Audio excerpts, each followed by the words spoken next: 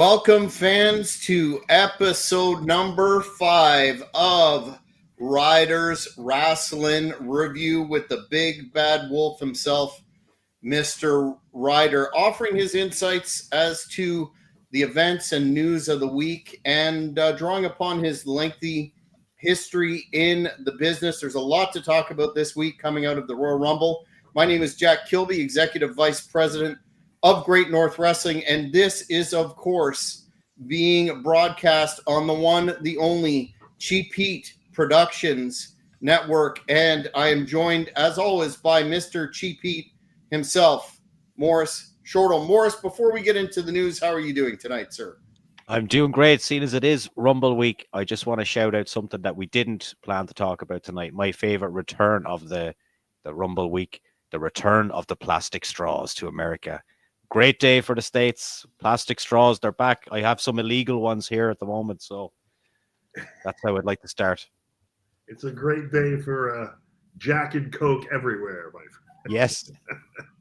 We're still, unfortunately, lagging behind in Canada, and those would be considered contraband, so we'll kayfabe that for now. Lock them up.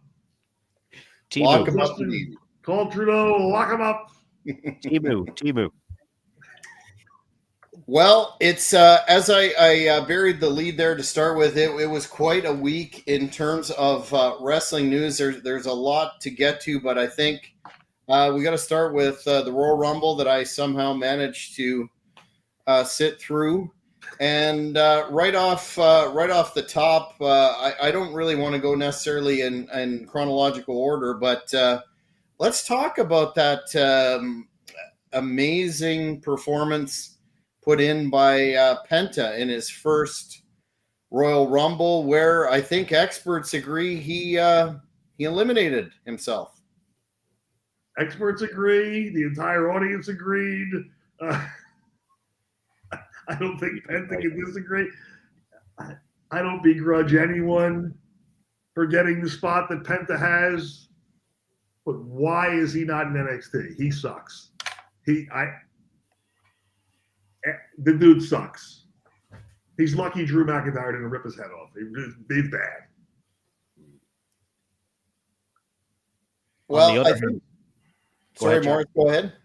I said, on the other hand, I was quite impressed by Joe Hendry and how over he is on that scale of an event. I know he doesn't look like the biggest guy in the world, but he's built himself up from the ground as an independent, and should be credited for that, really. Well, let's look at the difference between the two, right? Joe Hendry didn't call 87 spots in the middle of a freaking Royal Rumble. Yeah. He went in and did his 2 moves, and then he sat it up and listened to the veterans call the match. And here's Penta doing freaking all this shit and pissing off Drew McIntyre the whole time because he wanted to get himself over. He's really lucky he didn't get hurt. He's lucky it's a new generation, not the days of old. They would have killed him. Yeah, that's one matter of debate. I mean, shortly after the Rumble, it came out that McIntyre was upset with one of the participants in the Rumble, and early speculation was that it was Penta.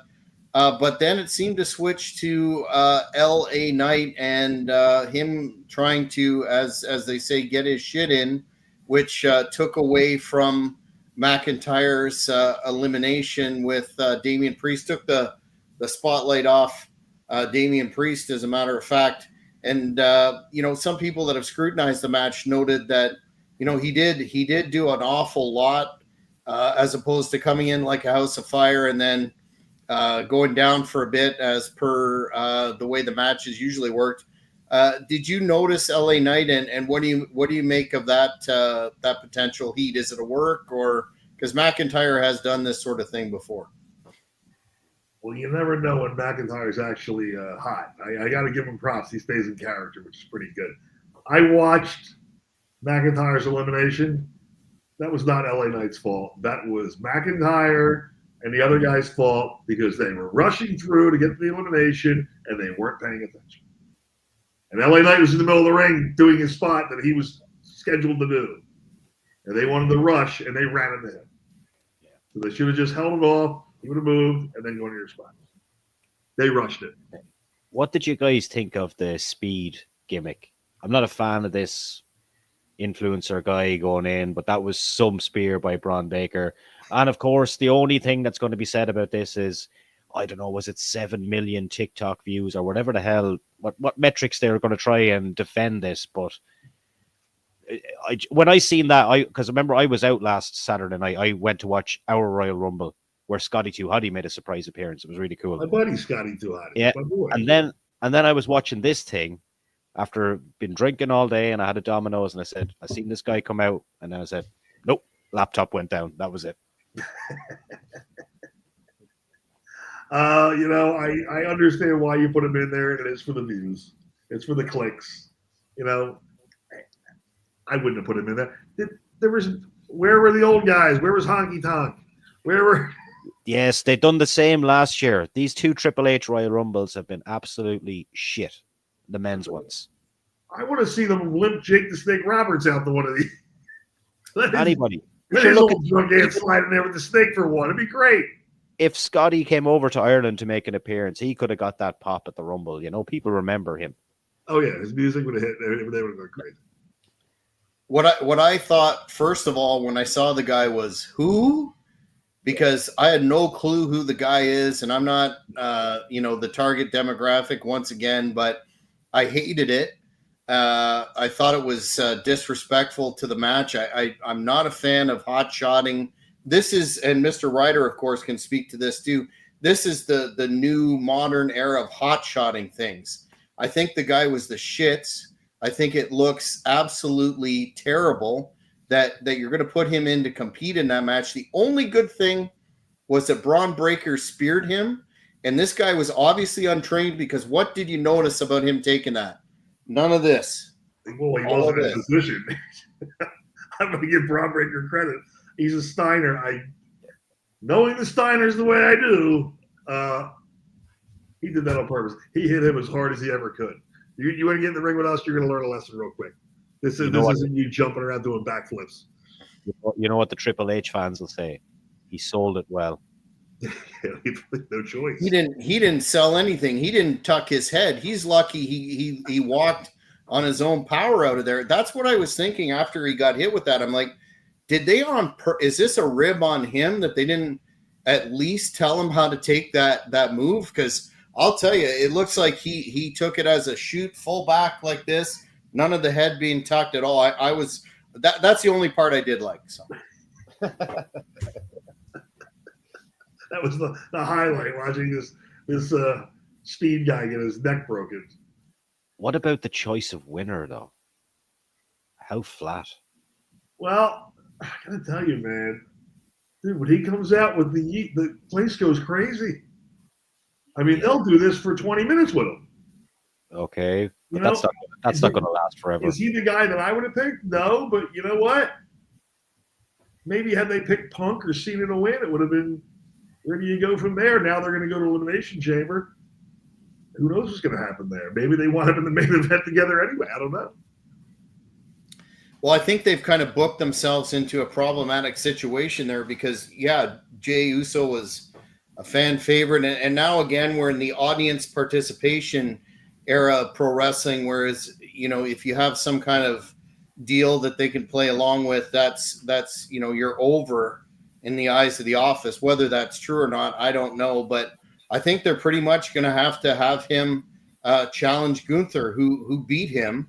So now they've got on Saturday night's main event recently. So now they've got a challenge as to how they're going to make that interesting. How are they going to make the people want that match? And the other facet is by having him select a secondary world title, quote unquote. It's really a mid-card belt.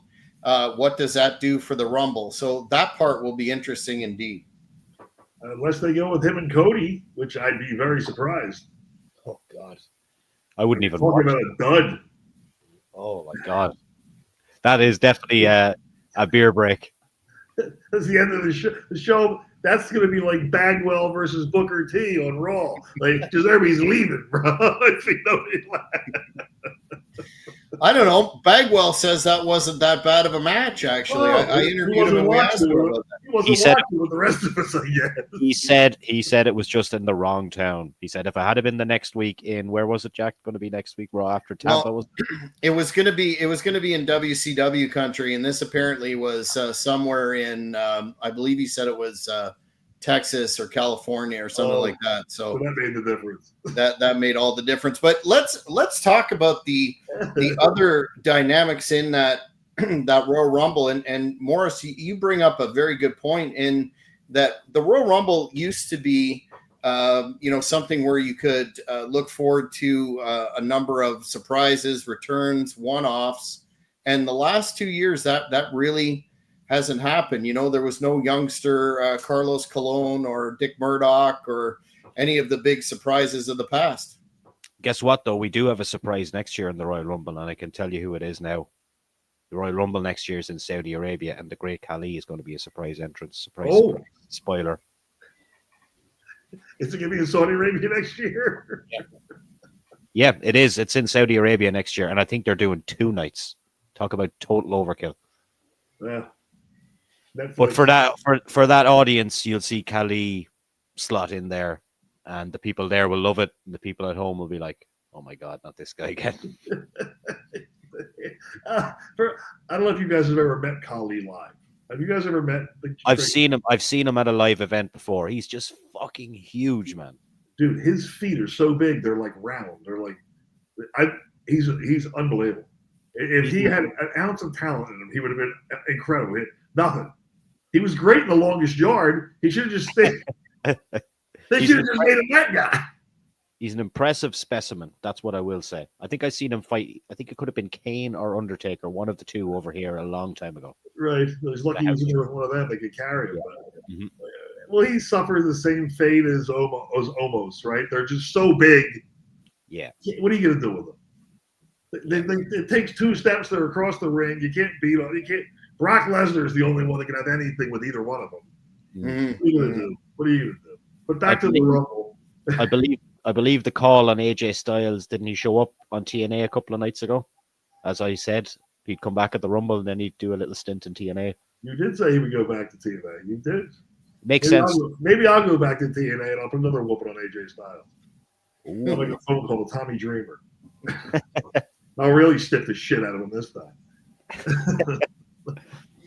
That was one of the I don't know whether you want to call that a surprise or whatever, but they were throwing some names of legends out there before that just didn't materialize. I mean, I don't want to give any disrespect to the I thought it was entertaining overall. The finish kind of, I was like, and hated the social media guy, but I would say it was fine. It wasn't memorable, by any stretch of the imagination. I was honestly shocked when Cena was eliminated, but maybe that was the point. I just want to see how they recover from there, and if they do this trend of interjecting these social media people further into the product, I got a real problem with that. I think it's disrespectful. It's the start of the chase for John Cena. First failure, Rumble. Second failure, Elimination Chamber. He should chase it, I think, to the whole end of the year. It'll really make the story interesting. Like a losing streak gimmick. Yes. He's been on a losing streak for 4 years. He hasn't won a match in 6 years or something, he said. Yeah, so that's perfect. That's perfect. Keep that going. Maybe he wins Money in the Bank. And then cashes in and loses. And then he has to keep going. He's running out of time to get that title. I think they've mileage in this, guys. I really do. You may be correct. Just a couple of minutes on the women's Rumble, the return of Charlotte Flair, her victory. I think I've made it clear what my personal opinion is on women's wrestling. This was akin to water torture for me to watch that long. I thought it was exceptionally poorly worked. It was a absolute botch fest, and I agree with Cornette in that. Why are we having two Rumbles in one night, and the women's always before the men's? I think it detracts from the entire event. But what do you guys think? It's unwatchable. It's so bad. Well, I think generally women's wrestling is just not like go back to the Attitude Era with Trish Stratus and Tori Wilson. Now you got all these girls trying to do nothing but high spots. It's just botch fest. It's bad. It's really bad. It's embarrassing to the sport. The ratings of Raw have declined to 50% in 3 weeks. We'll skip ahead to that one there before we talk about Cody and Kevin Owens. But yeah, WWE Raw has lost another further 100,000 viewers on Netflix. They're saying its total viewership declined for the third consecutive week from the high water mark of drawing 2.9, and basically the flagship show they're saying has declined 51% since its January 6th premiere, and they're saying, well, that was a pay-per-view level event, and it was loaded with stars, but some of the criticisms that have been volleyed lately has been the fact that Levesque's booking isn't the luster's wearing off, that his style isn't getting over, and you got to ask the question, which I think we did right off the bat, and is Cody Rhodes the right champion? As a heel, baby. But the American Nightmare gimmick, he's 180 pounds. Nightmare to who? Yeah. Ratings? The viewers. He's the ratings. The American ratings nightmare. Cody Rhodes. I would love to feel see. bad. He's such a nice person, and he's a good role model. He carries the belt well. There's no LA Knight. Like, he's over. Like, you had your guy. Yeah. Nice guys finish last, though, as we know. And I think they do. That's a true statement in this business. I would have liked to seen a Netflix under the creativity of Vince McMahon. I think it would be a lot different now than what we're seeing. Well, he created guys like Steve Austin and The Rock, and like, what are we creating now?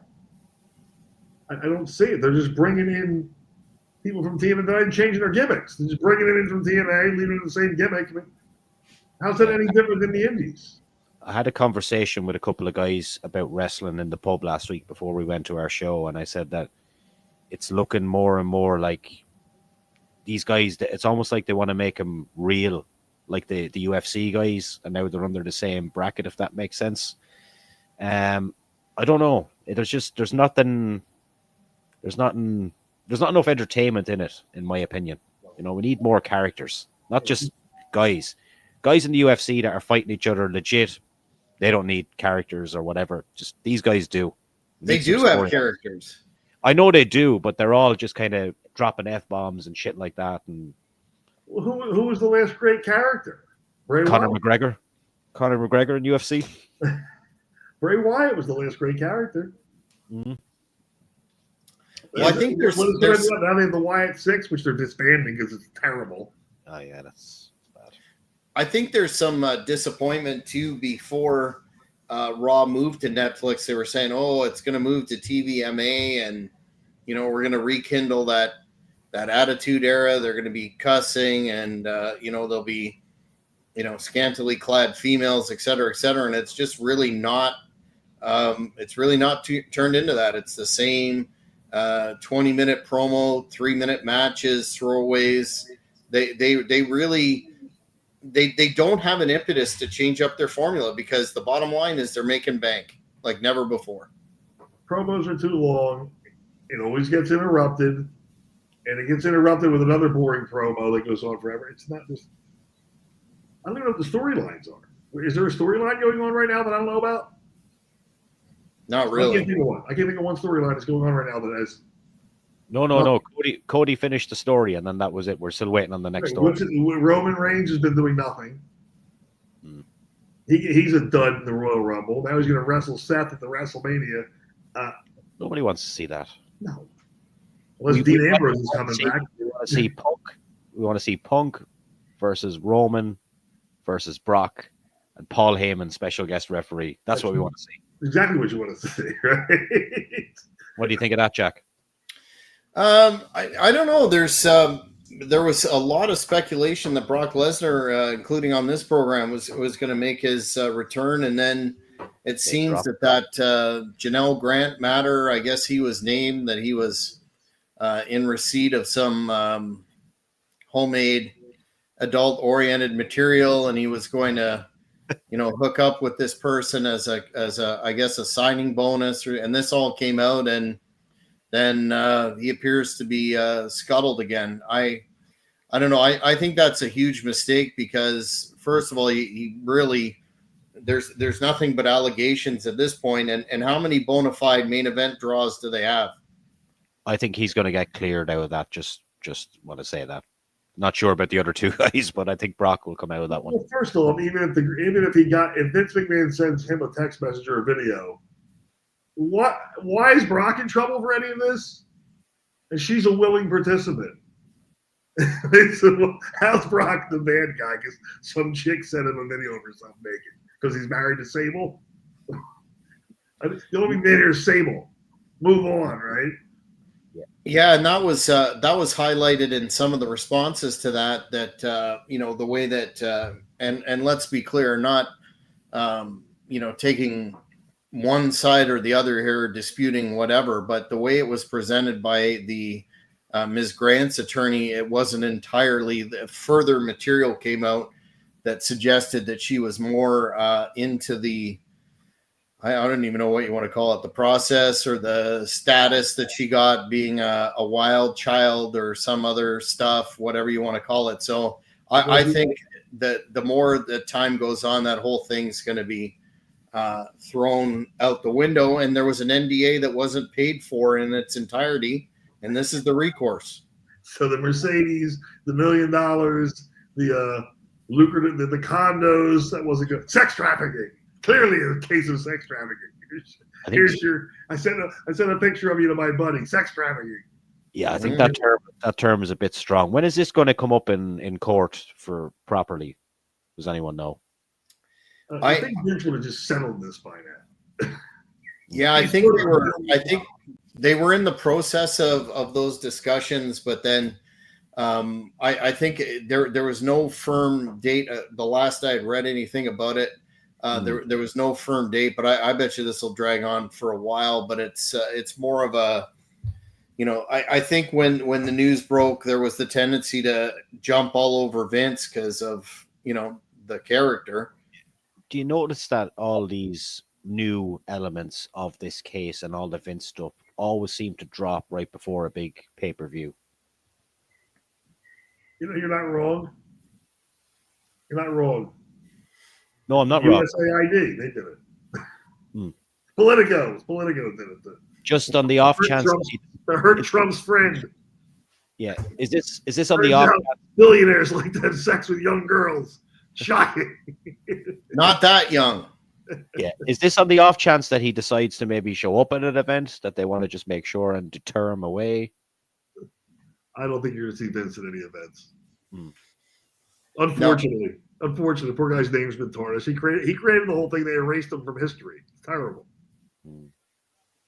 Yeah, eventually I think he'll be, he'll have his day or not in proverbial court, but I think the damage has been done by, the fact that I think it had the WWE not been a dual entity with UFC, it might have been a different story. And I think it was, he came back and he said, this is bullshit, I'm going to continue to do. But then, after the sale it was just too much of a political football. So, it's a distraction at best. And it's unfortunate that Lesnar isn't in the mix. Maybe he will be, but again, that fella isn't hurting for cash either. Before we leave the always interesting topic of Cody Rhodes, what did you think of that ladder match against my fellow rotund Canadian Kevin Owens? Not that I'm rotund yet, but you know what I mean. He's Canadian too. He took some bumps. He took some bumps.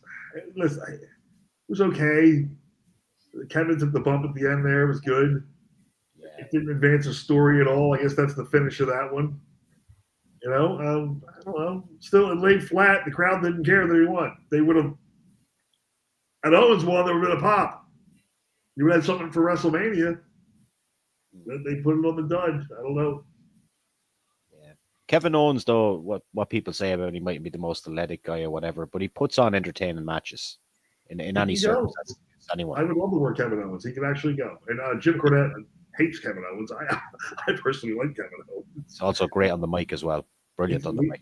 He's a student of the game. He's got great psychology. He's got great footwork. And he's an out-of-shape guy, but he can go. That's that was the other story of the Rumble, I think, that people have spoken about. I mean, how many people were crammed into there? 67,000, blah, blah, blah. And there were a lot of dead spots for crowd reaction. I think back to that 2 out of 3 falls with what are they called? Do it yourself, DIY, whatever. And Motor City Machine Guns, a pretty good TNA tag team. Alex Shelley, a Canadian from Thunder Bay, I believe. Anyway, looked like a pretty good matchup on paper. They were throwing everything but the kitchen sink in at them, and the crowd was dead, as in, several spots in particularly the female Rumble, but also the actual men's Rumble too. What do you make of that? Is that the fact that WWE is as a brand is a a commercialized product in and of itself, and not a great deal of old school wrestling fans go to these things given the price? What do you think? There's a lot of speculation out there. I think it's a matter of psychology that's not being taught how to work the crowd. They call their match in the back, and they don't listen to the crowd, and they do 400 high spots, and if it's a dud, they don't deviate. I'll give you a case in point. I was in there, Teddy Long was refereeing, me versus Julio De Niro, and notorious in dark matches, they start chanting, "You suck" or "boring." So I told Teddy, "Come get me on the ramp." I rolled out. I started walking out of the building and told him to turn the crowd. And Teddy came up and goes, "You crazy? This is a dark match, player." I said, "I'll go tell him to bump me over the top rope when I come back." And we're taking him back. And then boom, suddenly the asshole chant started. So you can turn the crowd, but these guys are more concerned with getting their sunset flip in, holding on to it, and then pushing the guy off it too, which makes no sense to me. 1, 2, and they shove them off. Yeah. They don't go for the head. People are losing interest during the match because it's boring. I fast forward to that match, but I can imagine anyone that was there because it was 2 out of 3 falls said, "Oh, we've got enough time to go get a couple of beers now." Right. Who's the heel? There's no heels. They're all wrestling the same. There's nobody backing away. Nobody's afraid. Steve Austin as a heel, he's sliding backwards. You know what I mean? Like, you have to have that fear. Yeah. They all just keep going. So how are you a bad guy if you all wrestle exactly the same? And then what? You hold us tights at the end? It's idiotic.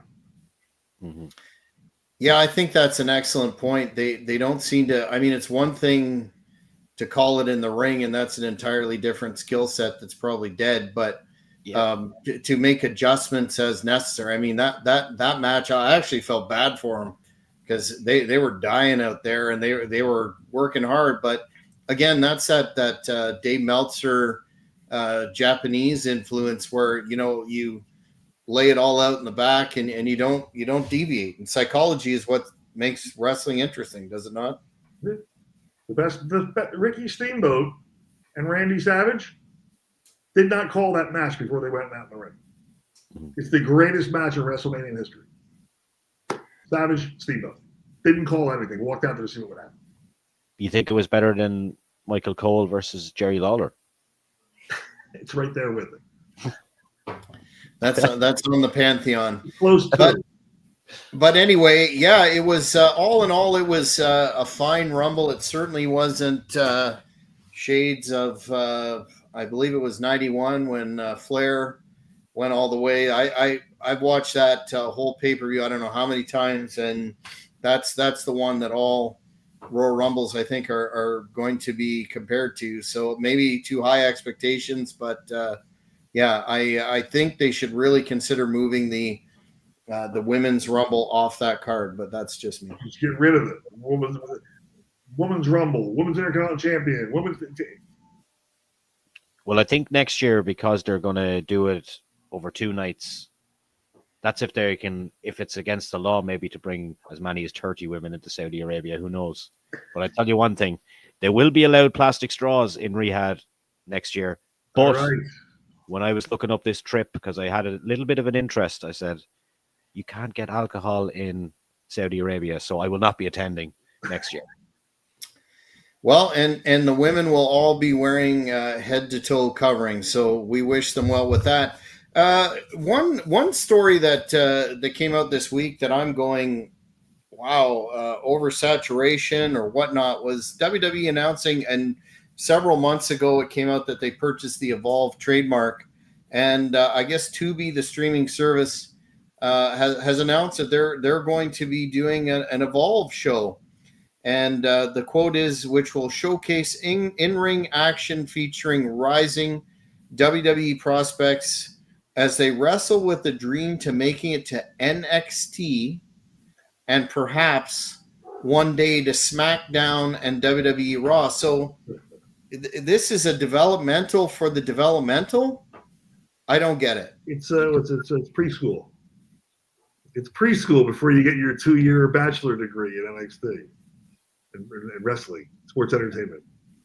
Mm. I thought that's what the independents were for. Back in the day, I had to get in a car and drive to Kentucky to wrestle Pitbull #2 on Ann Rotten's show for $25. Now all of a sudden, you can start off on television and evolve. No wonder they're all spoiled. I have no respect. They're probably still trying to figure out who Ricky the Dragon Steamboat is, from me saying it a minute ago. They probably don't even know that. Yeah. Sorry, Jack. No, go ahead. Yeah, I said the only issue with this is like we talked about, though, if they have these guys from the developmental all the way up, they're going to mold everyone into the same kind of people that we already see on TV now, which will kind of restrict guys. Maybe I don't know. Maybe I'm wrong, but that's what I think. Well, you're right. That's what I've been saying. You cannot train them all the same exact way because it's just the same thing over and over. That's why there's different actors, right? Like you wouldn't put Steve Buscemi in Castaway. You put Tom Hanks. Put Steve Buscemi in Castaway. Is it a good movie? No. But if he was the exact actor as Tom Hanks, it'd be the same movie, right? Everybody has their part to play. These guys are all playing the same part. It's all the same spot. It's all the same move. Let's all throw 37 super kicks, dive through the rope. I'm going to land on you, roll you in, not pin you. I can call the matches, every single match. That's why people are changing the channel. There's no psychology, which is sad because Steve Corino's there. On another note, WWE are coming to Europe in March. From going to previous shows, I get emails saying, and you know what the big draw is? CM Punk is coming to Europe for a few house shows. So out of curiosity, I said, I wonder how much this is. House show, first 2 rows, €500. How much is that American? It's roughly the same. Is it? And I was like, wow. For a house show, 500. Well, they're only going to draw 600 people. So, however, one of the shows is in Amsterdam, so I haven't decided yet if I'm going to go. That might be fun. Maybe I'll meet you there. Well, I mean, and that's something that's already come out is the ticket prices for WrestleMania. It's not used to be, not to sound like the old man again, but when folks with families, that's why wrestling was so popular in the territories. In addition to it being better, was that a whole family could go out for a night, and the bank wouldn't be broke. This is turning into more of a maybe it's in keeping with professional sports. It's a corporate entity, but there is no way on God's green earth. The last Mania I went to was 23 in Detroit, and I didn't pay anywhere near that, nor would I. I think they're really doing, but again, they're not really concerned about the traditional audience. They're concerned about profit, and it seems to be working. Triple H said this Royal Rumble was the most financially successful one that they've ever had. So I don't know. It's hard to present a cogent argument that they should be catering more to their base, because who knows how many old school wrestling fans even exist anymore that still go to events. That's why you got to support independent wrestling. Here's a guy, Triple H, standing up at a press conference and saying, "This is the most money we've ever made by having the dearest, most expensive tickets ever." And all the stupid fans are just clapping him, lauding him. Triple H is fucking great. And we're paying silly money going to events. What a guy Triple H is, you know? I'm going to try that with my HVAC and plumbing company. Just tell people, listen, folks, great news. You just paid more than anybody else on the planet. Yeah. I made so much money this year. Thanks to you people giving me all your money. Yeah. And they'll clap you. They'll cheer shirts. Do you? Well, it's similar for house shows, but pay-per-view events are astronomical. Elimination Chambers in Canada, in Toronto, just down the road, and there's no way I would be investing in that. Thank you very much, especially with this economy. But before we leave the developmental on TV, you both make some very good points, but I think Cornette, when he was talking about NXT years ago, was saying it's kind of anti-intuitive to have developmental on TV because it's going to expose these people perhaps to a lesser audience, but they don't know where the hard cam is, or they don't know the fundamentals of wrestling, let alone they're learning TV. And now, where are they going to get these people to be on developmental? And is it going to really work in reverse for these people's careers, and that they're going to be again, to quote Cornette, this is only the drizzling shits, and never ever make it to those upper levels, let alone what kind of audience they have. This reeks to me of content for content's sake. You're not wrong. I mean, it is content for content's sake. Cornette is probably throwing up in his mouth over it, and Cornette is right. You're supposed to keep people off TV, so when they do show up at the Royal Rumble or whatever, it's a big surprise. But they are overexposed, and now there's no illusion anymore. As soon as they got rid of the phrase sports entertainment, which I said was a bad idea, it started to go this direction. Yeah. But all the smart marks, we're talking about pro wrestling. Now, I always said, and no one will, very rarely, back in the day, I always said I'm a sports entertainer. And I remember a professional wrestler. Let Low Key and them run around, say they're pro wrestlers. Great. Congratulations. I should have said Low Keys. I should have doesn't say that. But those guys, it's idiotic. Sports entertainment. There used to be kind of an enigma of an aura behind OVW because you wouldn't see a lot of it released, but you see all the best wrestlers came from there all the same. You know? What was wrong with that model? Dude, that was a who's who. Yeah. That was ridiculous. I mean, going there, and I was there with Chris Daniels, and when we walked in, and we were there was a bunch of independent guys that came down, paid to come down there, and we were there. And man, the star power when you walked in the room was just incredible. And welcoming. They brought me and Daniels right in the back with all the boys, and we both did our matches. They critiqued our matches. They were all very, very good. Nick Dinsmore and the Bashams, and all was great. You don't have that anymore. No. Yeah, it's too bad that if WWE was truly interested in, producing the best kind of product, that they couldn't revive the. And I know this was bantered about a bit in past years about reviving a territorial system and actually having arrangements with quote unquote independent companies like OVW and across the country, and actually do a lot of that work before they see TV. But I guess the business has evolved, so to speak. Not to change the topic from WWE, but are you guys following this schmoz about AEW in Australia, and how several fans are claiming they were ripped off? And it started off, Khan was not saying it was going to be a pay-per-view, then it wasn't, then it was going to be a big television event, and then they moved from the stadium to the arena, and several fans that bought the tickets early for ringside premium street seats are now getting screwed because they're getting lesser seats for the same price, and to top it off, it's going to be a collision taping. I did see right before we came on, because I follow Chris Jericho on Instagram, the only AEW wrestler I do follow, and he was on the plane. He goes, "Folks, just announced I will be appearing in Australia," but that's the first I heard about the demotion of Stadium. But that's not surprising. Nothing surprises me from AEW anymore, guys. It is, I don't, man, I don't know how it's still there. I am amazed. I'm amazed that Papa Khan has not pulled the plug on this. How much money is this thing losing?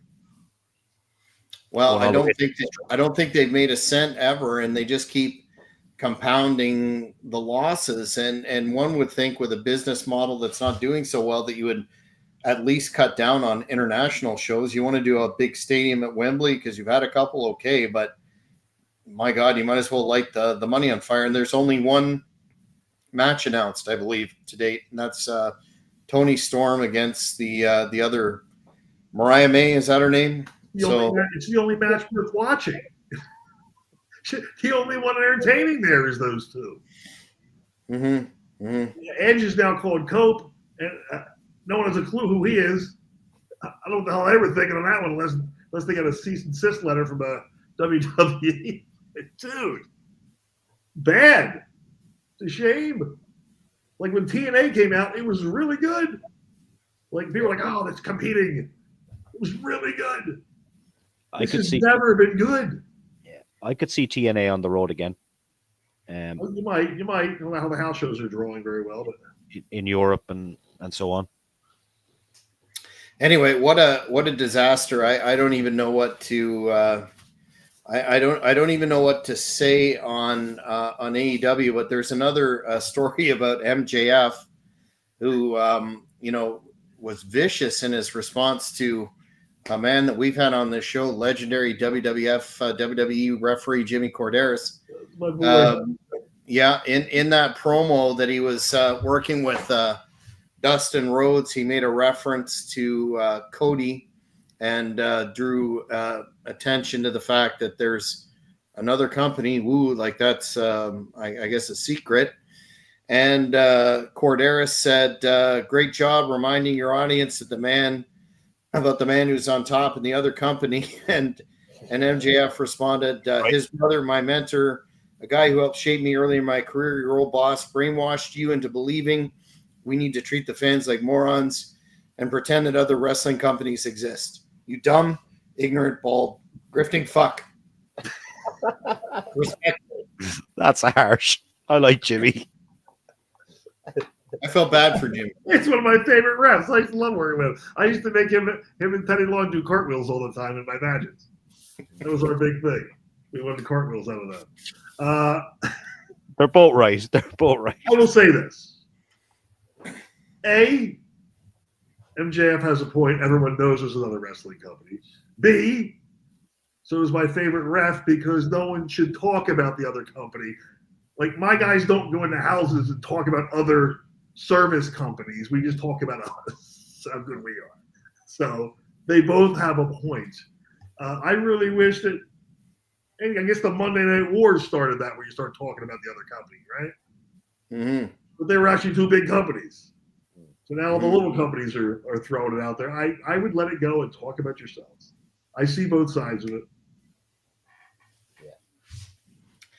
Well, in AEW, there's a couple of video compilations out there on YouTube of about 30 minutes in length of instances where AEW has referenced WWE, and I think it's happened a grand total of once in reverse. So, yeah, I agree. I see both sides. I think MJF was in character there clearly, but yeah, I've never really seen the end result when one company references the other. How's that going to sell tickets when it's Dustin Rhodes and not Cody Rhodes? What do you think, Morris?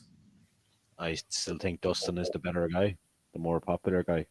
But I think when I remember watching AEW back at the start, and this was almost a weekly thing from MJF to Vince when he was still there, and to Triple H about pay me the money. Remember all that stuff that was going on? So I think he's probably the most guilty party of anyone for mentioning WWE. when he was angling for supposedly a contract, the bidding war, and then it came out that he had already signed. Yeah, that's interesting. But yeah, I mean, Dustin Rhodes, hats off to him again. I saw him wrestle in a pretty brutal ladder match this past fall, and yeah, he's a phenom. He can still go. So I see value in him for sure. How old is Dustin? That's got to be pushing 60, isn't he?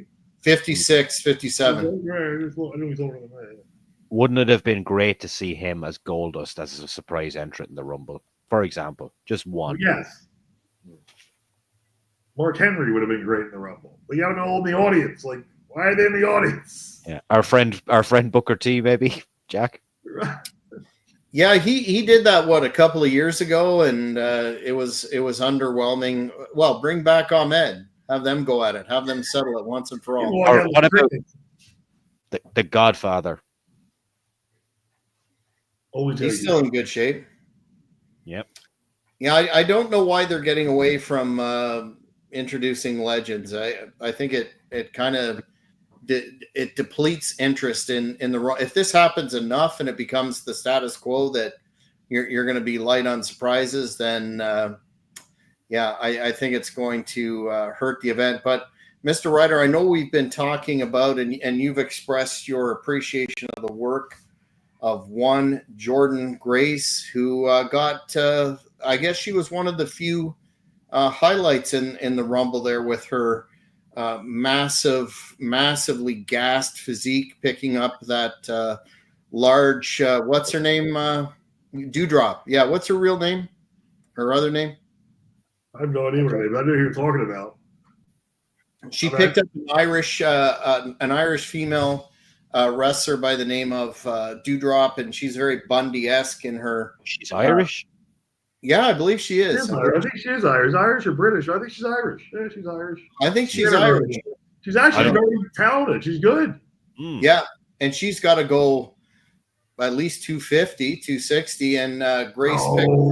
I think she's that big. Oh, she's a big one. She's not Nia Snacks proportions, but definitely a big one. But Jordan Grace picked her up and did some good stuff in there. Did you see that? I know you did. Here's a fan correcting me. Thank you, sir. Stephen, he says she's Scottish. She's Scottish. Yeah. All right, we're close enough. Yeah, I was thinking, there's another Irish person in there. Rock in Scotland. Yeah, close enough. I knew she wasn't British, but did you see that in the very positive? They obviously have plans for her in the company if she can pass the wellness policy testing. She's in great shape, regardless of how she got there, and she does a ton of cardio. She looks the part. I was impressed with her. I thought of all of them, she looked the part. I don't know how tall she is. Little thing. She's 5'2", 5'3". No, she's taller than her husband, who's a legit 5'4". And so she 5'6"-ish. But I think she did great. She looked the part and she moved well. I don't think she botched anything. Not at all. So more power to her. Where is Becky Lynch, though? I thought she'd be back by now. Becky's shooting a movie. She just shot Star Trek or something, didn't she?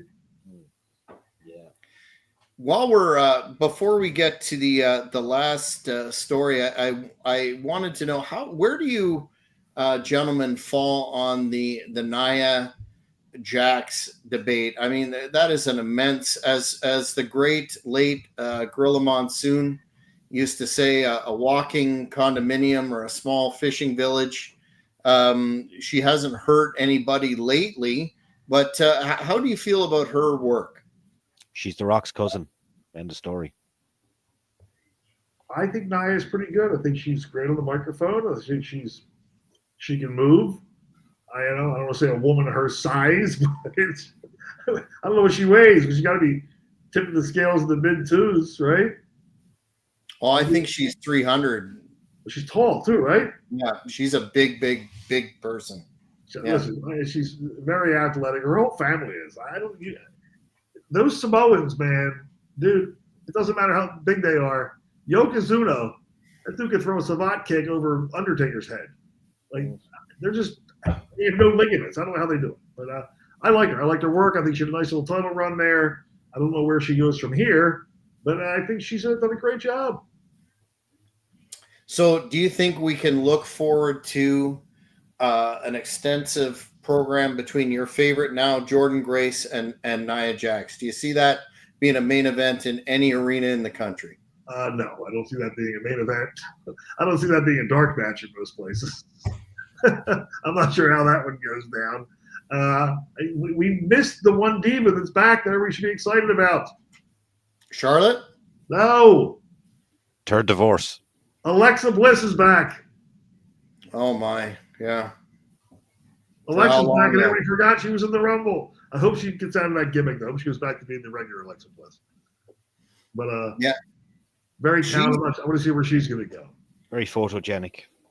If she can, she's a very tiny woman there. If she can avoid the injuries, but what about Charlotte and the fact that we're sort of going back here again, circling back, but she won the Rumble and then on Raw came back to cut the the baby face. I'm back, and I couldn't have done it without all of you. Blah blah blah, and the crowd crapped on her. Do you think they're trying to squeeze a square peg into a round hole by presenting her initially as a baby face? Yes. I think they thought the pop would stay. They felt because Rick comes out and gets cheered down no matter what he does. So I think they thought the pop would stay. She should be a consummate heel forever. Yeah. And she's a great wrestler, though. You have to give her her props. She's great. She's the best female wrestler of all time. Well, I might give Mae Young the greatest female wrestler of all time, but she's right at the mix. What about Mildred Burke? Great movie. Have you seen the preview yet? I was at the world premiere of Queen of the Ring at the Hard Rock with the cast and with Mariah May and what's her name? Iconic. What's her name? The blonde and the blonde. AW. God, I forgot her name. Not Mariah May, the other one. Limitless, timeless Tony Storm. Tony Storm. Okay, yeah. Yeah, that's a real that will raise some awareness in the public about that individual's career for sure. Very good movie. A very good movie. Jim Ross produced that movie. No way. Wow. Yeah. Jim Ross produced that movie. The director, good guy, named Ash. Very, very well done. They'll probably edit it down a little long, but very well done. Cool. Well, I was going to talk about Mr. Seth Rollins saying that basically Hogan got all that he deserved for being booed on Netflix. There, not sure what the angle is there. I mean, he tried to put him over there and tried to save it, but then he said at the end when he finally figures it out, he might be able to move forward with our fans.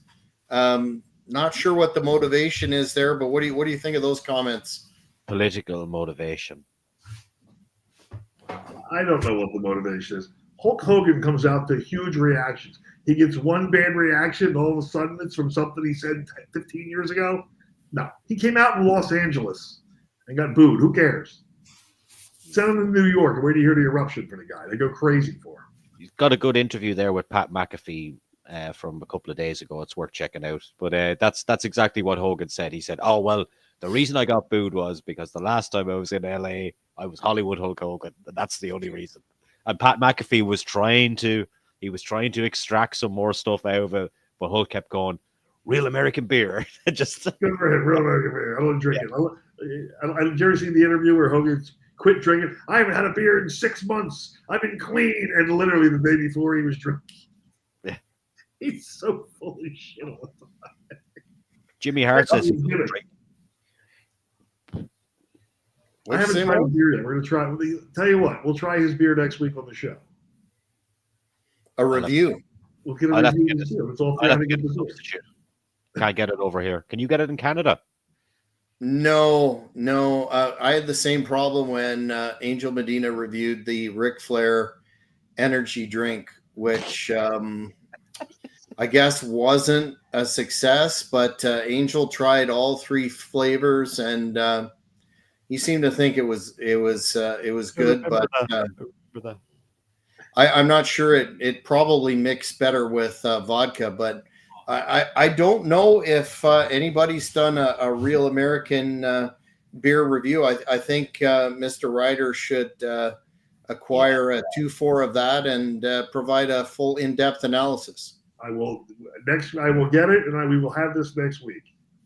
If not, you could also do it on St. Patrick's Day. Well, I'll be in a parade that day. Okay. In well, the that's St. not Patty's Day parade. I'll do my best. Mm. Mm.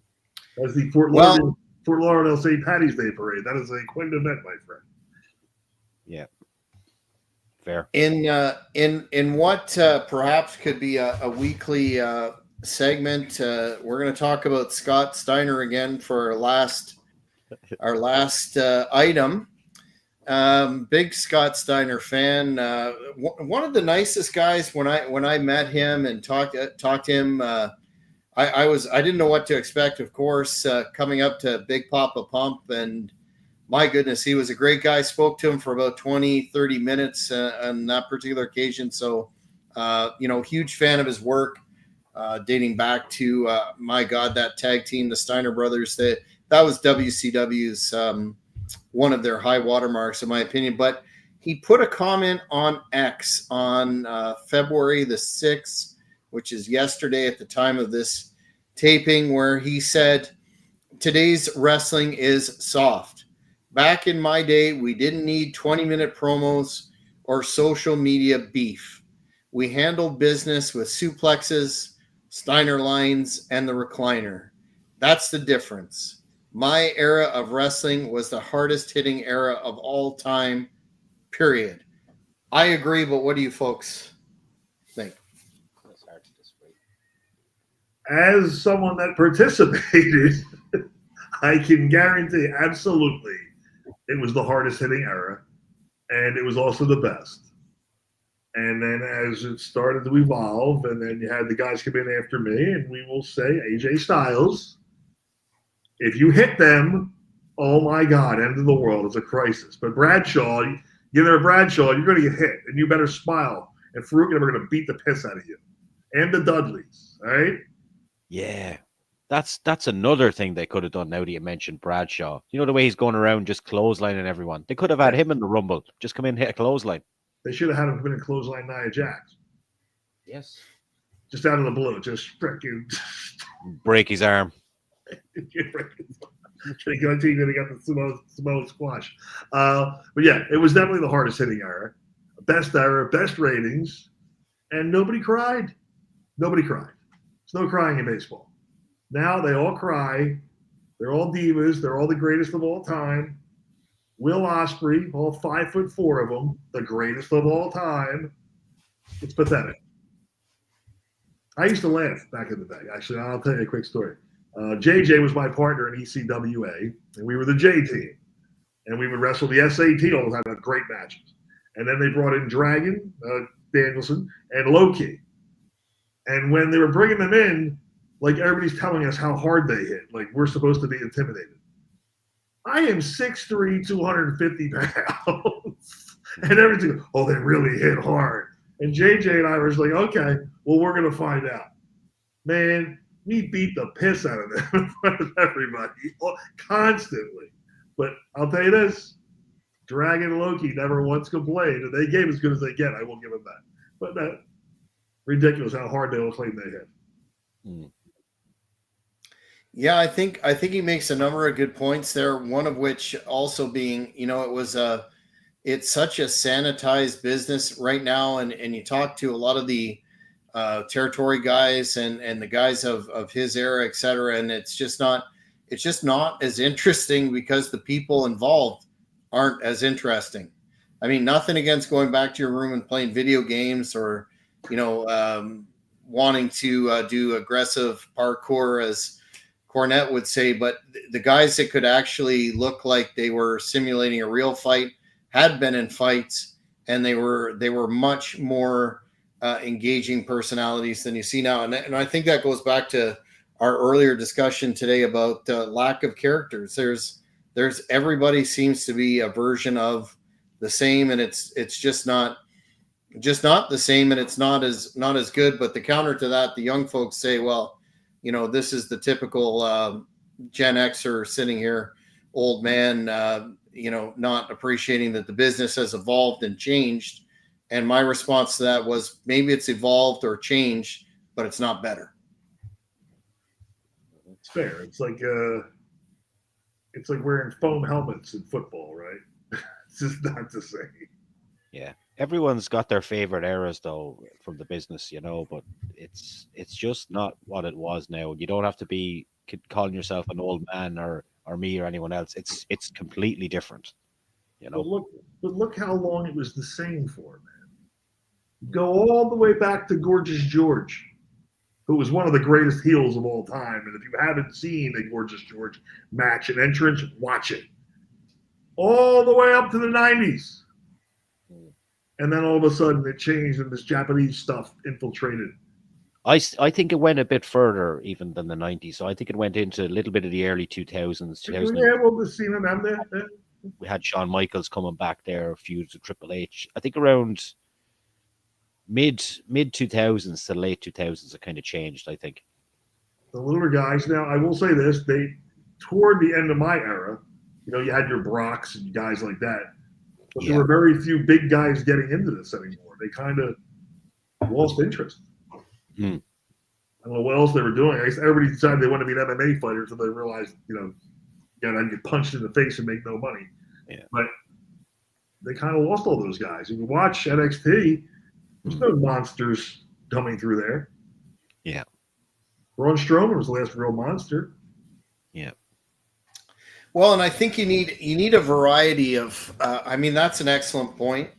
They're all, as Vince used to say, they wouldn't pass the eye test, and if you were under 6 feet tall and 240 pounds, you wouldn't be making it in the bit. Not saying that that's necessarily should be across the board a rule, but we don't really have that anymore, and you don't have the interesting, like the stars today basically all look the same. They're 220 pounds if they're big, 210 and around there.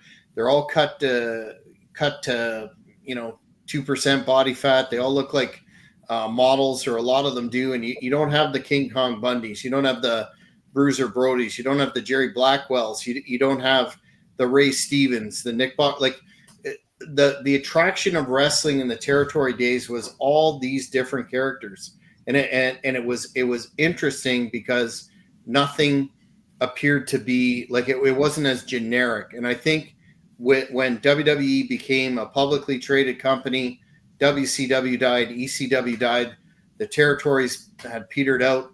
Before then, it just became a very homogeneric product, and but here's the dichotomy again.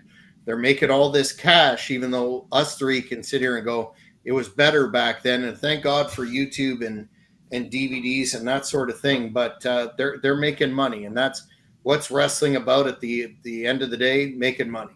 No, that's true. I can't argue with making money. It's my favorite thing to do. And I don't fault anybody for that. Great man once said, controversy creates cash. So I want to see some more controversy on screen, and maybe they can make some more cash. Well, I think they can't. I think as long as they keep making the money that they do, they're going to stick with the current formula. But fortunately, there's events like the Tri-State Wrestling Alliance One and Done coming up in the City of Brotherly Love, May the 3rd, Philadelphia, Pennsylvania, in the former ECW arena.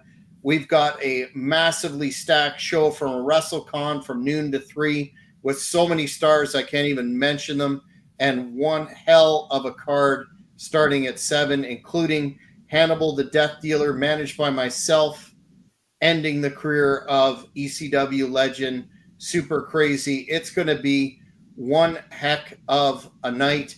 So support independent wrestling. And I know, Morris, you have a show to talk about as well, a big show in the Emerald Isle upcoming. Yes, we're bringing, seeing that wrestling is so hot in Ireland right now.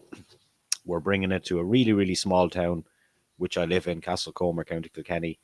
And we're going to have some of the best wrestlers that are left on the island, because a lot of them are in America and Japan. But some really, really good wrestlers from here, and a couple that have appeared on AEW Dark and have got opportunities that way. But, the stars of the future. We got one guy here from Kilkenny, and he's earmarked to have a very, very good future. So we're giving him his hometown show here, which he never got the opportunity to have before. So it's going to be nice. That's awesome. I think that's where the fans can come out and show their support for independent wrestling, and you'll get a more authentic pro wrestling, sports entertainment, whatever you want to call it, experience.